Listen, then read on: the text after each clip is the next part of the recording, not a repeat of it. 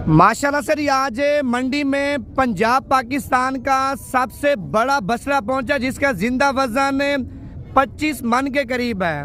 अच्छा, इस बछड़े का रेट यानी कि मालिक से पूछते हैं क्या मांग रहे हैं। सबसे पहले भाईजान बछड़े का हुस्न, बछड़े की खूबसूरती और बछड़े की माशाल्लाह क्वालिटी आप चेक कर सकते हैं, बड़ा खूबसूरत है।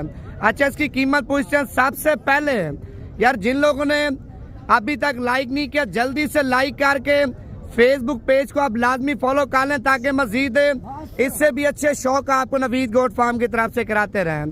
कितने पैसे मांगे भाईजान आपने? 15 लाख रुपए। फाइनल कितने का देना है? फाइनल 12 लाख रुपए का आप चेक कर लें। दांतों में 4 दांत है, वजन 25 मन के करीब है, क्वालिटी आपके सामने माशाल्लाह बड़ा खूबसूरत है। बाकी वीडियो पसंद है ज्यादा से ज्यादा लाइक करके फेसबुक पेज को आपने लाजमी फॉलो कर लेना है।